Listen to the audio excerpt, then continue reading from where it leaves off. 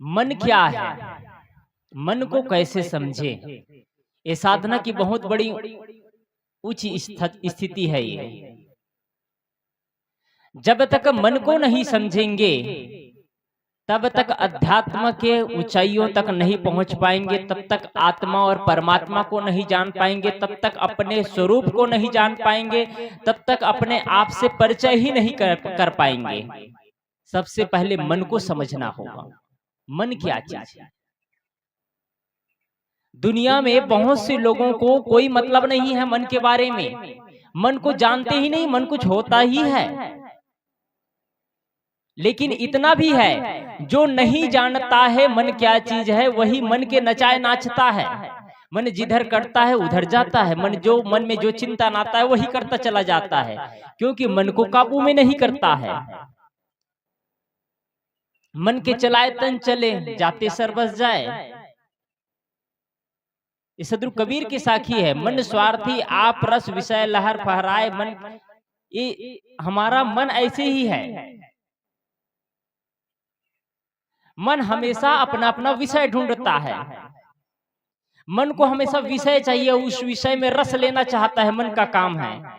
और मन को हम ऑपरेट नहीं कर पाते हैं, मन को हम सही दिशा में नहीं ले जा पाते हैं, मन हमको गलत दिशा में ले जाता है।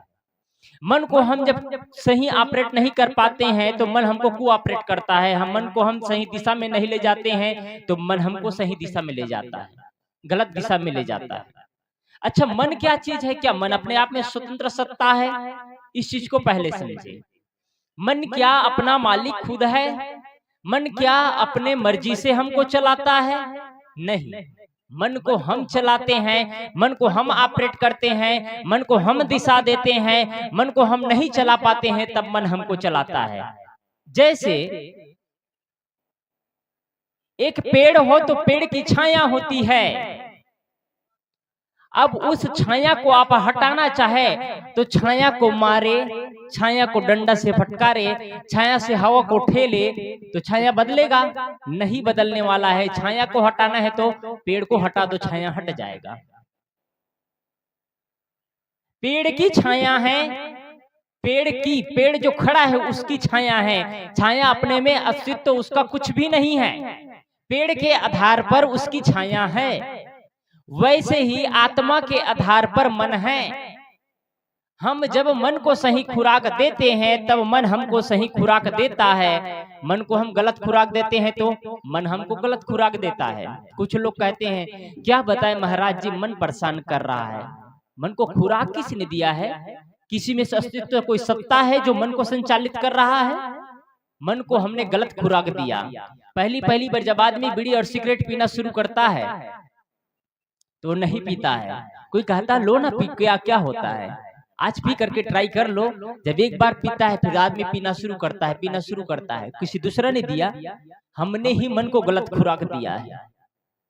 हमने ही मन को गलत आदत डाली मन पे। अब मन हमको परेशान करता है। हम मन को संचालित नहीं कर पा रहे हैं, मन हमको संचालित कर रहा है। हम मन को ऑपरेट नहीं कर पा रहे हैं, मन हमको कोऑपरेट कर रहा है। हम मन से परेशान हैं। इसलिए मन की साधना बहुत बड़ी साधना है। किसी भी क्षेत्र में आगे बढ़ना है तो जो आदमी मन को सही कर लेता है उनके वाणी से कटुता नहीं आएगी। जो आदमी आत्मचिंतन करता है, जो आदमी ध्यान करता है, जो आदमी मनो मस्तिष्क को सही दिशा पर ले जाता है, जो आदमी अपने मन को सही ढंग से संयोजन करता चला जाता है, जो आदमी अपने मन को विकारित होने नहीं देता है, क्या उसके मुख से कटुता निकल सकती है? क्या उसके मुख से कभी अभद्र शब्द निकल सकता है? क्या कभी अपने मुख से कभी अपमान कर सकता है किसी को? क्या कभी अपने मुख से ऐसे शब्दों को बोल करके किसी को हिंसा कर सकता है? हिंसा वो ही नहीं है जब कोई आदमी किसी की बलि की बकरा दे, किसी को मारे, किसी को काटे, इतना ही हिंसा नहीं है। एक आदमी किसी को जीव को मारता है, काटता है तो वो मर जाता है, वो तो हिंसा है। लेकिन एक आदमी जीवित होते हुए भी शब्दों से हर पल कटु शब्द बोलता है, ये सबसे बड़ी हिंसा है। सबसे बड़ी हिंसा है। हम तौल करके, सोच करके, विचार करके, चिंतन करके, शब्दों को विचार करके बोलना चाहिए। यदि हम मन में सही चिंतन करेंगे तो कभी गलत नहीं बोलेंगे। सदगुरु कबीर साहब क्या कहते हैं, जो रहे करवा सो निकरे टोटी। करवा एक घड़ा, एक पात्र है, जिसको आप मटका कह ले, घड़ा कह ले या बर्तन कह ले, कोई भी चीज कह सकते हैं। आपके पात्र में जो होगा वही निकलेगा। यदि आप घी रखेंगे तो घी निकलेगा नल से, और तेल रखेंगे तो तेल निकलेगा, दूध रखेंगे तो दूध निकलेगा, मदिरा रखेंगे तो मदिरा निकलेगा। जो रहे करवा सो निकले टोटी। आपके घर में जो विध्वंसात्मक हो रहा है, आपके घर में जो फूट डालने की नीतियां आ रही है, आपके मुख से कटुता निकल रहा है, आपने वही एकत्र किया है ना। आज तक हमने क्या एकत्र किया है? लोग कहते हैं भाई साहब मैंने गलती से बोल दिया। गलती से नहीं भाई साहब, आपके अंदर वो भर रही था वही निकला है, गलती से कोई नहीं डाला है। कंप्यूटर में जो इनपुट करते हैं वही आउटपुट होता है। कंप्यूटर की तरह हमारा मन ही है। कंप्यूटर को निर्माण करने वाला कौन है? उसको हार्ड डिस्क का निर्माण करने वाला कौन है? इंसान ने तो ही निर्माण किया है। अपने बुद्धि वैसा है वैसे उसको हार्ड डिस्क का निर्माण कर दिया। जो इस पर इनपुट करता है वही उस पर आउटपुट होता है। आपके मोबाइल में जो रहता है वही तो निकलता है। आप कोई चीज प्ले करते हैं, कोई वीडियो को प्ले करते हैं, कोई चित्रों को प्ले करते हैं, तो क्या चित्र प्ले जो होता है, जो आपके मोबाइल में है, आपके अंदर जो रहता है वही आउट होता है। हम अपने अंदर क्या संग्रह कर रहे हैं, कौन से विचारों को स्थान दे रहे हैं, हमने आज तक कौन से स्थानों को महत्व दिया, कौन से जगह को महत्व दिया, कौन सा कहां पर बैठना चाहिए, कहां उठना चाहिए, कहां बोलना चाहिए, क्या इस पर चिंतन किए? मैंने कल भी कहा था हमारे पास 24 घंटा समय है, उसमें हम 24 के 24 घंटा हम बाहरी व्यवहार जगत में लगा देते हैं। क्या अपने लिए हम समय लगा पाते हैं? क्या हमको अपने लिए अपने से प्रेम है? क्या हम अपने मन को शोधने का काम करते हैं? पूज्य सदगुरु श्री अभिलाष साहब जी कहा करते थे, मन को ऐसा धो लेना जैसे रुई को धुलने के बाद उसमें से जो गर्दा रहता है वो नीचे चला जाता है, रुई हल्का हो जाता है। वैसे ही मन को धोते रहिए, और सबका काम है मन को धोना। मन केंद्र में है, आत्मा से संचालित होता है मन, और मन को सही दिशा देते हैं तो जीवन सही दिशा में जाता है। भगवान बुद्ध की वाणी मन से ही शुरू होता है, मनोपज्ञा मन से ही शुरू होता है। सदगुरु कबीर की वाणी अंतर ज्योति से शुरू होता है। अंतर ज्योति आत्मा ही केंद्र में है, और आत्मा से संचालित होता है मन। मन अपने आप में स्वतंत्र सत्ता नहीं है मन का कोई, मन को संचालित करने वाला आत्मा है। इसलिए मन को साधे।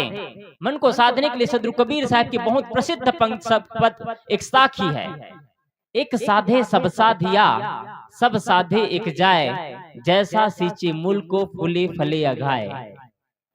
एक आदमी अपने जीवन को बनाने के लिए, मैंने कल उदाहरण दिया था, जीवन को बनाने के लिए वो करता क्या है? सबसे पहले सुंदर मकान बनाता है, मकान पूरा हर चीज टेक्नोलॉजी से भरपूर, फॉल सीलिंग करता है, पूरा पीओपी सीट लगाता है, पूरा ग्रेनाइट मार्बल बिछाता है, कोई जगह कोई कमी नहीं छोड़ता है, हर कमरों में एसी करता है, हर चीज से परिपूर्ण उस मकान को बनाता है। घर सुंदर बन जाता है। अब उन्होंने किया क्या? घर तो सुंदर बना लिया, अब अपने पुराने कपड़े जितने थे सब कुछ बदल दिया। अब सब लोग नए कपड़ा पहनना शुरू कर दिए, भोजन का जितना सिस्टम था सब बदल दिए, नए भोजन नए ढंग से ग्रहण करना शुरू कर दिए, गाड़ी घोड़े मकान दुकान सब कुछ बदल दिए, सब कुछ बदल दिए। अब पूछता हूं क्या अब मन बदल जाएगा? अब जीवन बदल गया होगा, कपड़ा बदला, मकान बदला, खाना पाना सब कुछ बदल दिया, गाड़ी घोड़े दुकान सब कुछ बदल दिया। अब तो बदल जाना चाहिए था जीवन। जीवन तब भी नहीं बदला है, जीवन तब भी नहीं बदला है, क्योंकि हमने अंतःकरण को नहीं बदला है, अंतःकरण को पवित्र नहीं किया है, मन को साफ नहीं किया है। सदगुरु कबीर क्या कहते हैं? एक साधे सब साधिया।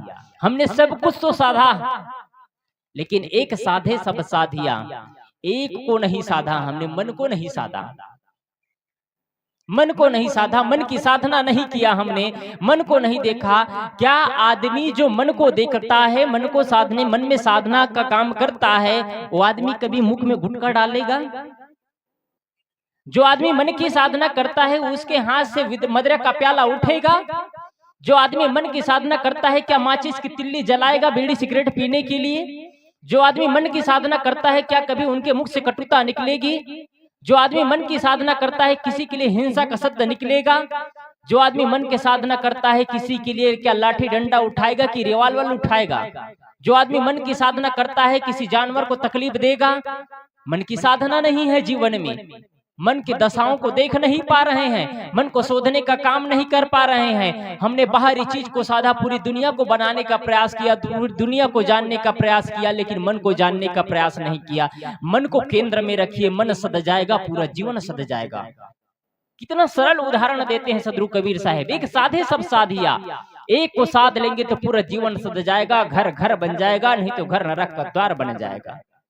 सब साधे एक जाए। अब सदगुरु कबीर साहब आगे कहते हैं, एक को साधते साधते यदि आपने छोड़ दिया और सबको साधना शुरू कर दिया तो सब साधते साधते सब तो सद जाएगा। मैंने उदाहरण दिया, मकान दुकान घर द्वार सब कुछ बदल गया, लेकिन मन को नहीं साधा तो सब कुछ चला जाएगा। एक साधे सब जाए। इसलिए हमको करना क्या है? मन को साधना है। उदाहरण देते हैं सदगुरु कबीर साहब, जैसा सींचे मूल को फूले फले अघाए। एक माली का काम करता है और रोज अपने बगीचों में सिंचाई करता है, उसका देखभाल करता है, रोज का काम है उनका। उस माली को कुछ दिन के लिए, 15 दिन के लिए उनको घर छोड़ करके बाहर जाना था। उन्होंने अपने बच्चे को कहा, बेटा मैं 15 दिन के लिए जा रहा हूँ बाहर, तुम उस बगीचा का ध्यान रखना, बराबर पानी डालते रहना, पेड़ सूखने ना पाए, इसकी सफाई का ध्यान रखना। वो माली कह करके चला जाता है। बच्चा क्या करता है? पापा ने मुझे कहा है इस बगीचे का देखभाल रखना। और रोज एक स्प्रिंकलर लाता है और उसमें फुहारे से रोज सारे पेड़ के पत्तियों में, तनाहों में पानी डालता है। एक दिन डाला, 2 दिन डाला, 3 दिन डाला, रोज डालता जा रहा है। लेकिन पेड़ की चमक तो और बढ़ती चली जाना चाहिए, लेकिन पेड़ का चमक और डाउन होता चला गया, पेड़ और सूखता चला गया। वो परेशान हो रहा है। ऐसे करते करते पेड़ बहुत सूख गया। 15 दिन बीत गया। जब पिता आता है तो देखता है, पहले पूछता है, बेटा तुमने ठीक ठाक से देखभाल तो किया ना पेड़ों की, बगीचा की? पुत्र कहते हैं, हाँ पापा, मैंने पूरी अच्छी तरह से पूरा रात और दिन एक कर दिया, पूरे आपके बगीचा की सुरक्षा में और बगीचों में पानी डालने में पूरा मेहनत लगाया। पिता पूछता है, बेटा तुमने पानी डाला तो कहाँ डाला? पुत्र कहता है, पापा मैंने पेड़ के पत्तियों पे, पेड़ के तनाव पे पानी डाला।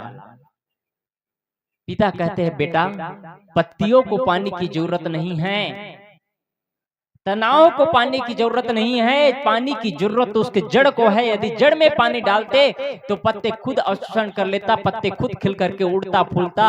लेकिन तुमने गलत जगह पानी डाला है। हमने बाहर चीज को तो सींचा है, मंदिर में जाकर के पूजा अर्चना तो किया है, घंटों घंटों बैठ करके पूजा तो किया, लेकिन मन को नहीं साधा। मंदिर में जाकर के पूजा बस किए, इसलिए मंदिर में गए तब तक आपका मन अच्छा रहा, आपका मन पवित्र रहा। लेकिन मंदिर में पूजा तो किए, मन पवित्र कुछ देर के लिए होगा। जैसे ही ऑफिस में बैठे, आपने घूस लेना नहीं छोड़ा, क्योंकि अंदर को नहीं साधा आपने। जैसे ही काम करना शुरू किए, बिजनेस व्यापार शुरू किए, तो कंकड़ चने में कंकड़ मिलाने का व्यापार शुरू कर दिया आपने, क्योंकि अंदर को नहीं साधा।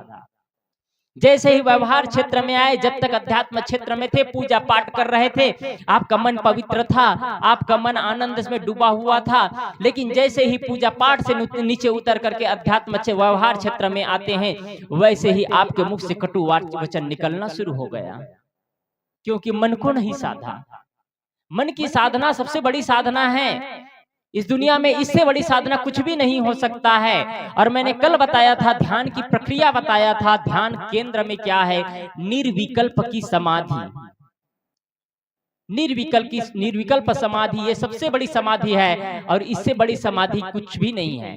निर्विकल्प समाधि में न कबीर पंथ है, न राधा स्वामी है, न गायत्री है, न ओम नमः शिवाय है, कुछ भी नहीं है। निर्विकल्प समाधि वह समाधि है जिसमें आप बैठ जाते हैं, अकेले हो जाते हैं और आप विचारों से अलग हट करके, आपके मन में कोई विचार पैदा नहीं होता, आपके मन में कोई लहर पैदा नहीं होता।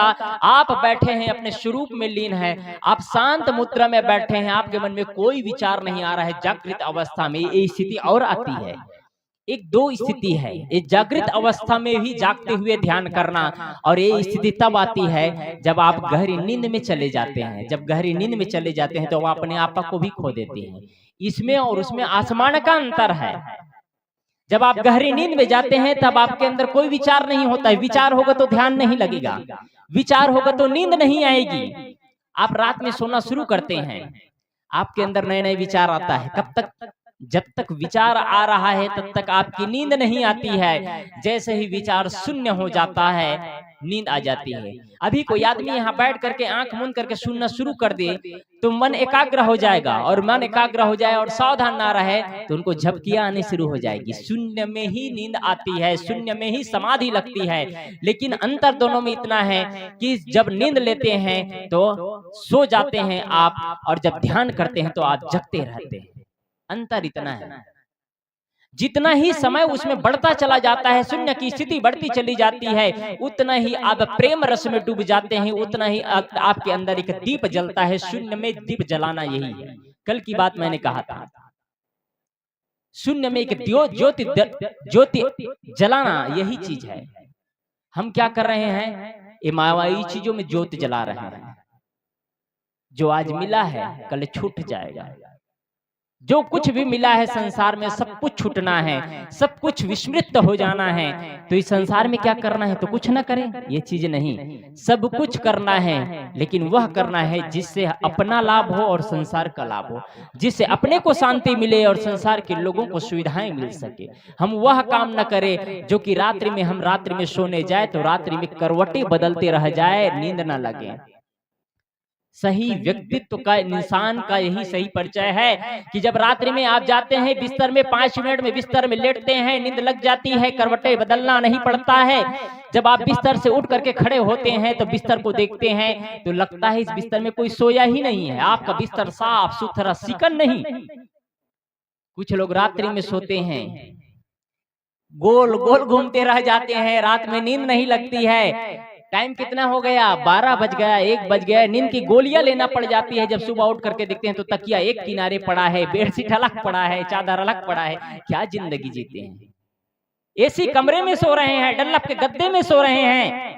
नींद पैसा से खरीदना पड़ रहा है, नींद दवाइयों से खरीदना पड़ रहा है। वो अच्छे फकीर व्यक्ति हैं जो एक रोड के किनारे सो जाते हैं, रास्ते में दिन भर गाड़ियां चलती है, रात भर गाड़ियां चलती है, पोंक पोंक की आवाज आ रही है, लेकिन जैसे ही नींद में पड़ते हैं ऐसे सो जाते हैं जैसा मरा हुआ है।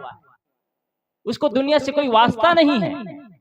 लेकिन एक आदमी जो दिन भर एसी कमरे में रहता है, रात में जाता है तो करवटें बदलते बदलते रात बीत जाती है, नींद नहीं लगती है। ऐसे नींद की क्या जरूरत है? आप दुकानों में जाकर के पूछेंगे नींद की गोलियां कौन खरीद करके ले जाते हैं? ये सामान्य स्तर के लोग नींद की गोलियां नहीं खरीदते हैं भाई साहब, बड़े लोग खरीदते हैं जिसे हम पैसे वाले कहते हैं, और वही लोग गरीब हैं। गरीब हैं तो नींद को खरीदना पड़ रहा है, नींद के लिए दवाइयां खाना पड़ रहा है। वो तो धनी आदमी है जिसके अंदर प्रेम है, जिसके अंदर करुणा है, जिसके अंदर दया है, जिसके अंदर क्षमा है, जिसके अंदर संतोष है, जो आनंद में सोता है। एक कहीं भी खाट डालता है, कहीं भी चादर डाल करके सो लेता है। उनको डल्लप के गद्दे नहीं चाहिए, एसी कमरे नहीं चाहिए। सदगुरु कबीर कहते हैं, जैसा सींचे मूल को फूले फले अघाए। मूल को सींचना है, और मूल का सींचने का तरीका बताऊं मैं आपको। आप सभी से निवेदन करना चाहूंगा, आपका जीवन में 24 घंटा है, एक दिन का 24 घंटे में क्या आप अपने लिए समय निकाल पाते हैं? बिस्तर से उठते हैं, स्नान किए, भोजन किए, ड्यूटी में गए, ऑफिस से आए, फिर भोजन किए, फिर सो गए, फिर यही प्रक्रिया चलता रहता है। क्या हमारा जीवन इतना ही के लिए है? कुछ पैसा कमाओ, कुछ मकान दुकान बढ़ाओ, कुछ बच्चे परिवार बढ़ा लो, कुछ धन संपत्ति बढ़ा लो। क्या जीवन का इतना ही उद्देश्य है? यदि जीवन का इतना ही उद्देश्य होता तो मैं घर नहीं छोड़ता, आपके बीच नहीं होता, आप लोगों को नहीं पाता मैं। जीवन का उद्देश्य होना चाहिए। मैं कहा करता हूं कि मनुष्य जीवन का एक ही उद्देश्य होना चाहिए। किसी भी पंथ से हो, किसी भी संप्रदाय से हो, किसी भी जाति से हो, किसी भी मजहब से हो, और चाहे किसी भी राष्ट्र से हो, मनुष्य का एक ही उद्देश्य होना चाहिए, अत्यांतिक सुख की प्राप्ति। उसमें ना कोई पंथ है, ना कोई मजहब है, ना कोई गुरु है, ना कोई शिष्य है। अत्यांतिक सुख की प्राप्ति। क्या उस सुख के लिए आपके पास समय है? अत्यांतिक मतलब कभी छूटने वाला नहीं है। वह सुख जो सबको चाहिए, वह प्रेम जो सबको चाहिए, वह करुणा सबको चाहिए, वह दया क्षमा सबको चाहिए। क्या इसके लिए आपके पास समय है? हम अपने लिए समय नहीं दे पा रहे हैं। हम समय हमारा सब दुनिया के आर्थिक व्यवस्थाओं में बढ़ता चला गया, दुनिया के झंझटों में हमारा समय कटता चला गया। हमको अपने जीवन के लिए समय नहीं, तो इस जीवन का क्या महत्व है? एक आदमी पूजा करता था। एक व्यक्ति है, बहुत बड़ा व्यापारी है, बहुत बड़ा व्यापारी है, और वो 24 घंटा काम में लगा रहता है, लेकिन 15 मिनट पूजा के लिए समय निकालता है। लेकिन पूजा भी बड़ी गजब की चीज है। श्रद्धा से आदमी अंधश्रद्धा में बढ़ जाता है, अपने आप का विवेक नहीं कर पाता है। अजीब है पूजा भी। अब पूजा भी किसकी करना चाहिए आदमी नहीं जानता है। किसी की श्रद्धा है, कोई मंदिर में जाता है, कोई और कहीं जाता है, वो अपनी श्रद्धा है, लेकिन ये पूजा ज्यादा महत्वपूर्ण नहीं है। पूजा तो वो होना चाहिए जिससे हमको ज्ञान मिले। पूजा चेतन की होना चाहिए, लेकिन हम जड़ चीजों में प्रेम बढ़ता चला गया, हमारी बुद्धि भी वैसे होती चली गई। हमको किसकी पूजा करना है? प्रथम स्थान में हमको माता पिता को स्थान देना चाहिए। प्राइमरी ये है, माता पिता पहले हैं, जिसके बदौलत हम हैं। अगर माता पिता ही नहीं होते तो हम इस जगह पर नहीं होते, हमारी ये काबिलियत नहीं होती, हम पढ़ते लिखते दुनिया के सारा झंझट ही नहीं जानते।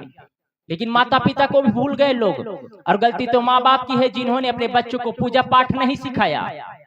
माता पिता की गलती है, कभी आरती की थाल लेकर के अपने माता पिता के चरणों में मत्था नहीं टेका, माता पिता के सामने आरती का दीप नहीं जलाया, उनके चरणों में बैठ करके बंदगी प्रणाम नहीं किया, एक मूर्ति में जाकर के मत्था टेकना सिखा दिया अपने बच्चों को, लेकिन अपने जीवन में असली माता पिता, असली देवी देवता से साक्षात्कार ही नहीं करा पाया।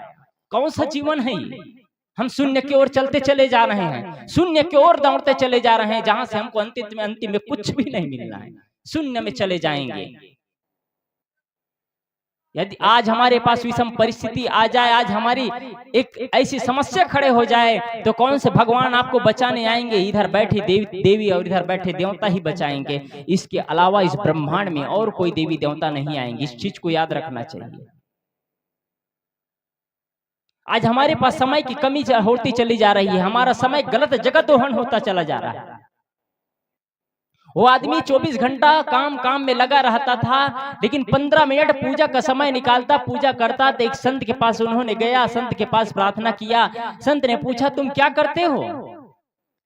कहे, भगवान मेरा एक व्यापार है जिसमें मुझे 24 घंटा समय देना पड़ता है, कुछ पूजा पाठ का समय निकल पाता है, क्योंकि आज का मुख्य उद्देश्य लोगों का वही है।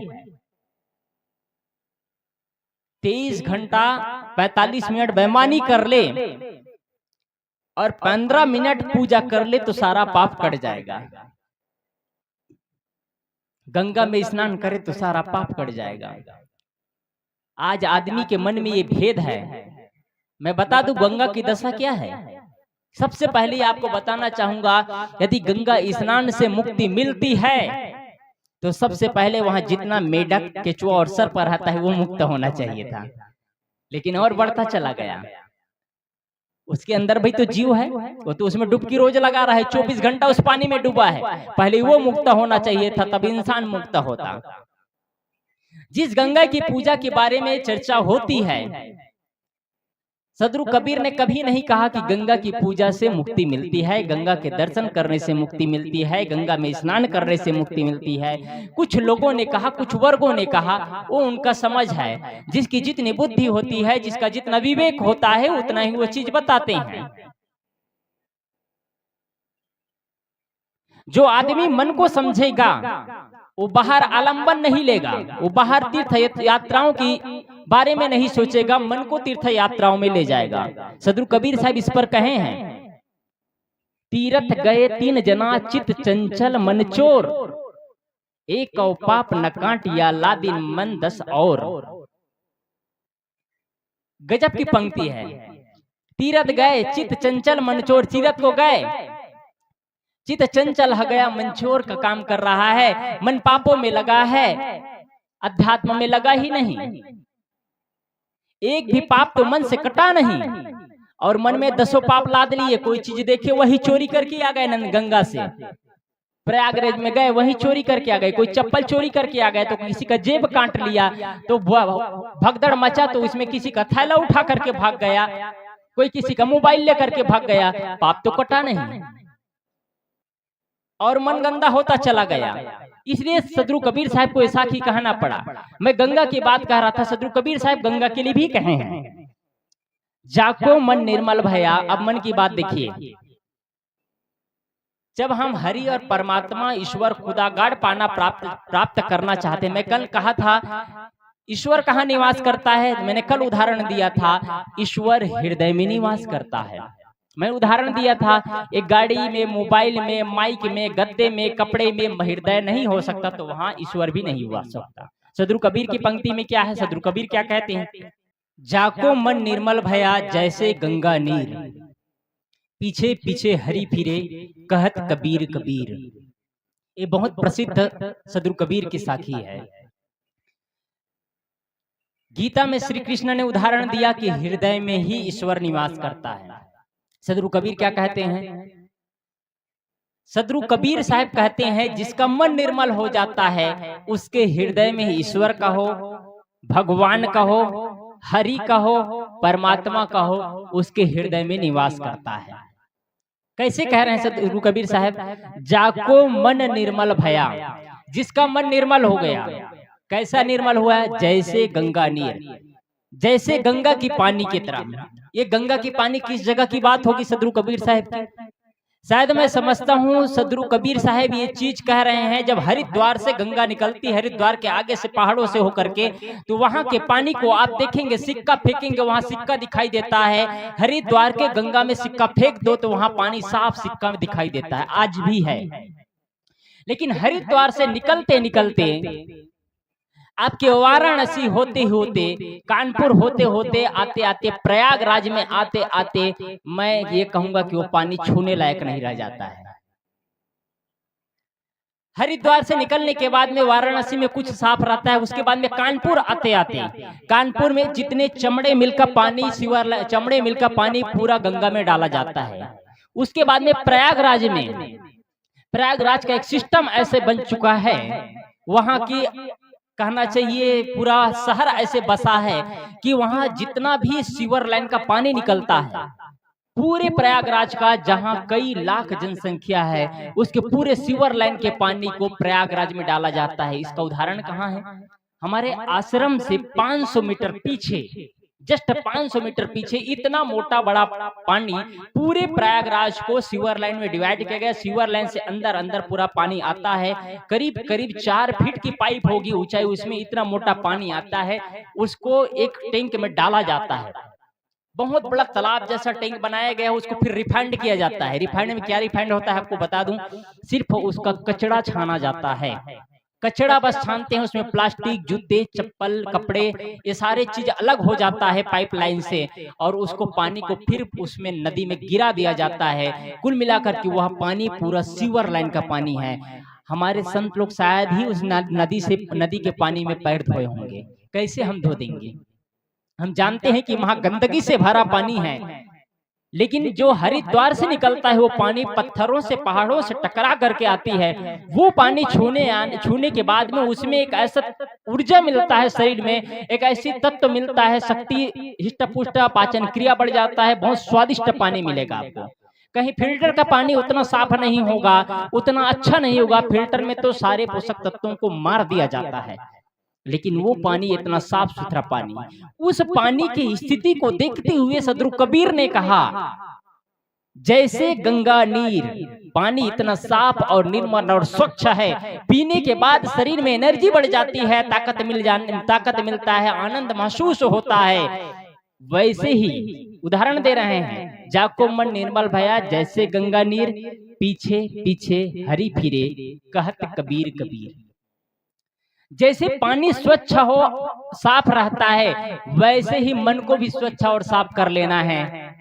मन को भी स्वच्छ और साफ कर लेना है। फिर आपको किसी खुदा, किसी गॉड, किसी अल्लाह, किसी परमात्मा, किसी ईश्वर, किसी देवी, किसी देवता, किसी भगवान, किसी भगवती के पीछे पीछे जाने की जरूरत नहीं है। आपके पीछे पीछे हरि जाएगा। फिर कितना गजब के बात है। ऐसा कहने वाला सदगुरु कबीर, कोई बिरला व्यक्ति ऐसे साफ साफ कहे होंगे कि हरि और परमात्मा के लिए आपको मंदिरों में जाने की जरूरत नहीं है। हरि और परमात्मा के लिए किसी तीर्थ स्थान में जाने की जरूरत नहीं है।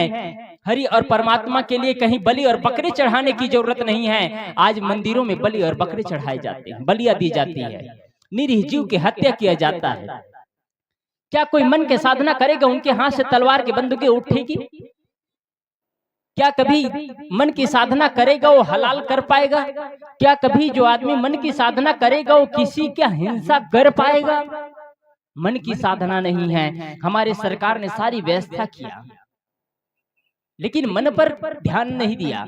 हमारे सरकार ने इतनी टेक्नोलॉजी की व्यवस्था कर दिया, आदमी को विकास करने की इतनी पद्धतियां बता दिया कि आज हमारे विज्ञान के चमत्कार है। विज्ञान के चमत्कार है। देश और काल की दूरी घटती चली गई। जिन यात्राओं को पहले हम 6 महीने साल भर में करते थे, उन यात्राओं को आज घंटा 2 घंटा में कर लेते हैं। जो हम कल्पना भी नहीं कर सकते थे कि हम बैठे बैठे हजारों किलोमीटर दूर व्यक्ति को हम रूबरू देख सकते हैं, वीडियो कॉल से हम बात कर सकते हैं। आज विज्ञान ने सब कुछ करके दिखा दिया। लेकिन आश्चर्य की बात तो यह है कि विज्ञान ने सब कुछ तो किया, लेकिन भाई और भाई से दिल की दूरी बढ़ती चली गई। माता और पिता से दिल की दूरी बढ़ती चली गई। देरान और जेठान से दिल की दूरी बढ़ती चली गई। आज भाई और भाई में दरार पैदा होता चला गया। लोगों के आंखों से लज्जा और शर्मिंदा खत्म होता चला गया। ये विज्ञान की देन है। विज्ञान का सही सदुपयोग करना चाहिए, लेकिन विज्ञान को लोगों ने विस्फोटक सामग्री की तरह गलत उपयोग करते करते आज हम अपनी मर्यादाओं को भूलते हुए चले गए। विज्ञान की ही तो देन है कि आज हर घर में, हर गांव में, मोहल्लों में रेस्टोरेंट और होटल बनता चला जा रहा है। आज माँ के हाथ से किया हुआ भोजन अच्छा नहीं लगता है, पत्नी के हाथ से बनाया हुआ भोजन अच्छा नहीं लगता है, बहू के बनाया हुआ हाथ से भोजन अच्छा नहीं लगता है, रेस्टोरेंट में बना भोजन अच्छा लगता है। आज हमारे देश में जो कैंसर की बीमारियां आ रही है, हार्ट अटैक हो रहा है, बड़ी बड़ी बीमारियां सामने आ रही हैं। ये जो समोसा और कचौड़ी खाते हैं ना, जो कई बार उस तेल में रिफाइंड तेल में कई बार उसमें पकाते जाते हैं, कभी तेल तो बदलते नहीं है, वो तेल जहर बन जाता है आपका। उस तेल में आप जा करके बड़े चाव के साथ खाते हैं। आपका घर में आप सूखी रोटी खा लीजिए आत्मीजनों, लेकिन होटल में वैसा भोजन मत करिए। भोजन होटल में कभी नहीं करना चाहिए जिस होटल में तेल से बना भोजन, क्योंकि कभी होटल में तेल को बदला नहीं जाता है और बड़े चाव के साथ आप बैठ करके खाते हैं उस भोजन को। आप भोजन नहीं जहर ग्रहण करते हैं। आपकी राजस्थान में खाने पीने की पद्धति बढ़ती चली गई है और इतना तला भुना हुआ चीज खाते हैं। हमारे संत लोग भोजन बनाते हैं, वो भोजन खा करके देखिएगा। लेकिन जिसको तला भुना खाने में आनंद है, उसको हम लोग के रसहीन भोजन में क्या आनंद आएगा? हम लोगों को यही अच्छा लगता है। यदि स्वास्थ्य अच्छा रखना चाहते हैं, मानसिक स्थिति को अच्छा रखना चाहते हैं, अपने जीवन में अपने शरीर के पाचन तंत्र को अच्छा रखना चाहते हैं, तो ये पैकिंग चीज से बचा करके रखिए अपने को। तला भुना चीज खाने से बचिए, रिफाइंड तेल से बचिए। रिफाइंड तेल बहुत ज्यादा खतरनाक चीज है। आपके यहाँ राजस्थान में सरसों बहुत होता है, ऐसे आप ज्यादा से ज्यादा सरसों तेल का उपयोग करिए। लेकिन सरसों तेल से हर चीज छाना नहीं जाता है, कैसे खाएंगे? समस्या तो ये आ जाएगी। आपके यहाँ बहुत ज्यादा ही तला भुना जाता है। निवेदन है आप इन चीजों से बचिए। अभी जब से हम लोग आए हैं परसों से, तब से देख रहे हैं पूरा भंडारी हलवाई चल ही रहा है और अंत तक चलता ही रहेगा ये। और जगह हम लोग जाते हैं, छत्तीसगढ़, मध्य प्रदेश और बिहार, मध्य प्रदेश में भी कुछ आपका प्रभाव पड़ा है, लगा है इसलिए। लेकिन छत्तीसगढ़ और बिहार में ये चीज नहीं है। छत्तीसगढ़ में जो श्रोता आते हैं समाज सुनने के लिए, उनको भोजन जरूर कराते हैं, लेकिन सादा भोजन कराते हैं। आपके यहाँ पैसे वाले हैं इसलिए आप लोग रंगीन भोजन कराते हैं, लेकिन ज्यादा बेटर होगा कि सादा कराइए आप लोग। वो ज्यादा अच्छा है। मैं आ रहा था अपने मन की बात, सदगुरु कबीर की मैंने एक साखी कहा, सदगुरु कबीर की साखी, जाको मन निर्बल भया जैसे गंगा नीर, पीछे पीछे हरी फिरे कहत कबीर कबीर। अब आपको करना क्या है, किसी ईश्वर के लिए आपको ध्यान नहीं लगाना है, किसी परमात्मा के लिए आपको ध्यान नहीं लगाना है, किसी मंदिर में आपको जाकर के ईश्वर प्राप्ति के लिए ध्यान नहीं लगाना है, केंद्र में मन को रखना है। यदि जिसका मन अच्छा है उसके मन में कभी कपट भाव नहीं आएगा। मन का बड़ा खेल है, मन बड़ा जादूगर है। मन स्वतंत्र सत्ता नहीं होते हुए भी मन आपको चलाता है, और मन गलत दिशा में जब ले जाता है तो हम जो चीज नहीं खाना चाहिए वो चीज खाते हैं, जो नहीं बोलना चाहिए वो चीज बोलते हैं, जहां नहीं जाना चाहिए वहां जाते हैं, और परिणाम में होता है कि घर परिवार टूट करके बिखर जाता है। आत्मीय बंधुओं, किसी चीज के निर्माण में समय वर्षों लग जाता है, लेकिन किसी चीज को तोड़ने और फोड़ने में समय नहीं लगता है। वैसे ही मन को गलत करने में, मन को सही बनाने में, मन को अच्छे दिशाओं में ले जाने में बहुत परिश्रम की जरूरत होती है। लेकिन जब मन गलत जगहों में, गलत विषयों में रस ले लेता है तो बार बार वही रस को चखना चाहता है, बार बार वही रस में रसपान करना चाहता है, जीवन में आनंद नहीं मिलता है। एक बार आपको करना क्या है, अब साधना करना है। अंतिम निचोड़िए, आप सभी अपने जीवन के व्यस्तम समय से रात्रि में सोने के बाद जब बिस्तर में सुबह उठते हैं तो आप 5 बजे उठते हैं तो 5 बजे, 6 बजे उठते हैं तो 6 बजे, 7 बजे उठते हैं तो 7 बजे। एक बार और याद रखिए, आप सोने का समय भी जानिए। आज आदमी का सोने का समय बिगड़ गया क्योंकि मन पर ध्यान नहीं दिया ना, मन केंद्र में है ना। आदमी 12 बजे सो रहा है, 1 बजे सो रहा है, 2 बजे सो रहा है। आपका जीवन है, आत्मीय जनों, जीवन को आप सही समय में सोइए, ब्रह्म मुहूर्त में उठिए, कम से कम 5-6 बजे तक तो उठ जाइए। सुबह का वातावरण शुद्ध होता है, जंगलों में, पेड़ पहाड़ों में, जब पहाड़ों की तरफ आप घूमते हुए चले जाइए, विचरण करिए, वहां के शुद्ध ऑक्सीजन हवा को लीजिए, मन में एक मस्त मुस्कान होगा, चेहरे में मुस्कान होगा, मन में आपके अंदर ही अंदर लगेगा कि अब सुंदर हवाएं मिल रही है, मन ऑटोमेटिक शांत हो जाएगा। एक आदमी पीपल के नीचे बैठ जाता है, सुंदर हवाएं आ रही है, मुग्ध हो रहे हैं उस हवाओं में, वहां कोई विचार पैदा नहीं होता है। जगह का भी महत्व होता है। जब आदमी एकांत जगह में बैठता है, सुंदर हवा आ रही है, वातावरण साफ है, चंचलता नहीं है, वहां बैठने पर भी मन शांत होता है। केंद्र में मन को आपको रखना है। सुबह क्या करना है, आपको बिस्तर से उठने के बाद आपको बैठ जाना है। 5 मिनट 10 मिनट आप अपने लिए समय निकालिए, बहुत समय नहीं, आपके पास 1 घंटा है तो और अच्छा, लेकिन 5 मिनट और 10 मिनट समय निकालिए और अपने आप से कहिए, कल से शुरुआत करिए, आज से शुरुआत करिए, आज से मुझे अपने जीवन का निर्माण करना है। आपके जीवन में बहुत सारे विषय होंगे। मुझे सुबह उठ करके भोजन बनाना है, एक विषय है। मुझे उठने के बाद में घर की सफाई करना है, बच्चों को स्कूल जाने की तैयारी करना है, टिफिन तैयार करना है, कॉलेज जाना है, ड्यूटी जाना है, खेत खलिहान जाना है, ऑफिस दफ्तर जाना है। ना जाने कितने चैप्टर और विषय हैं आपके पास, इसमें एक विषय और जोड़ लीजिए।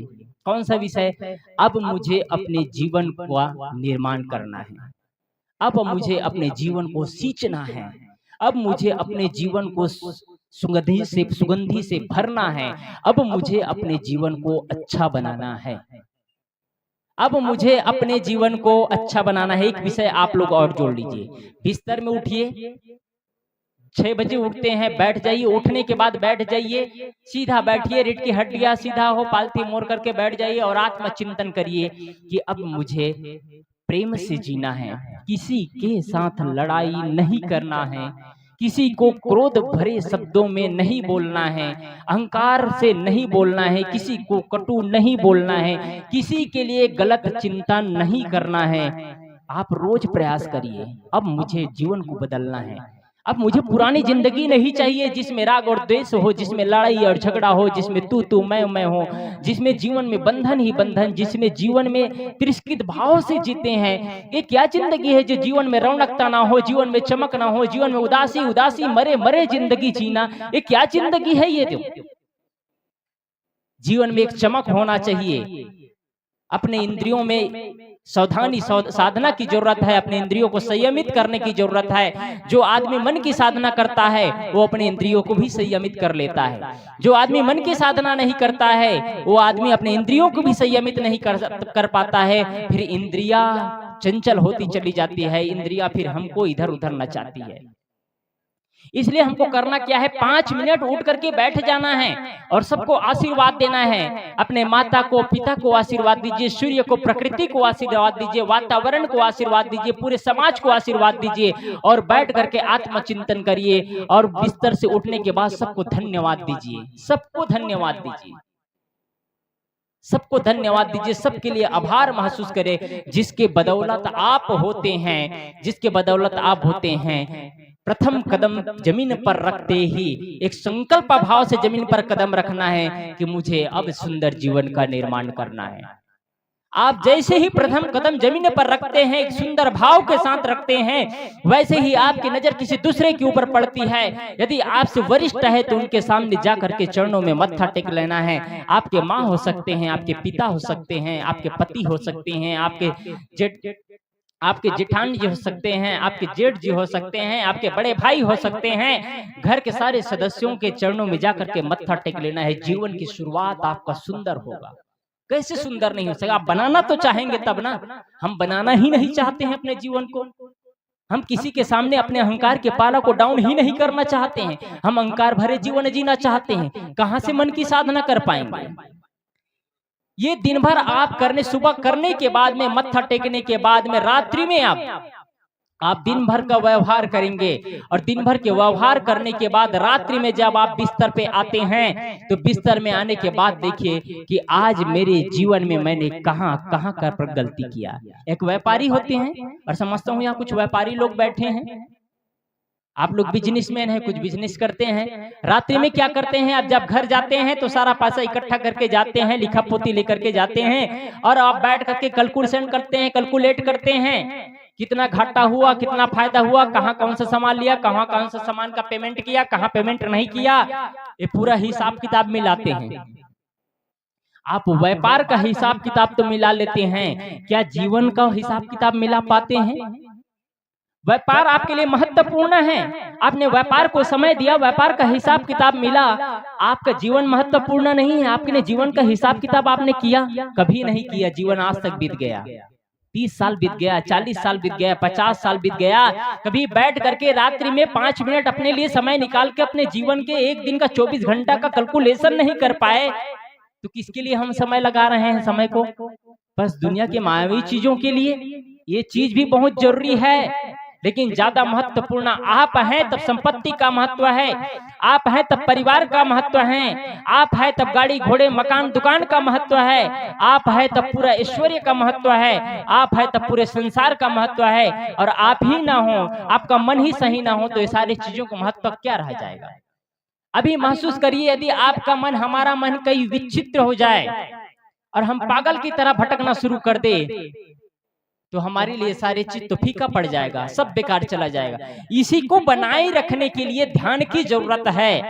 5 मिनट आप सुबह समय देते हैं, फिर रात्रि में सोते समय आप 5 मिनट बैठ करके कैलकुलेट करिए कि मैंने मन को कितना देखा है। यदि आप मन को देखना शुरू करेंगे तो आपके घर की लड़ाई बंद हो जाएगा। यदि आप मन को देखना शुरू कर देंगे तो देरान जेठान में जो विवाद पैदा होता है वो सोचेंगे कोई बात नहीं, गलती तो उसकी हुई लेकिन मैं तो गलती ना करूं, वो तो वैसा ही हुआ, तू मत हो अयान, वो निर्गुणी अतः गुणवंता मत एक ही में शान।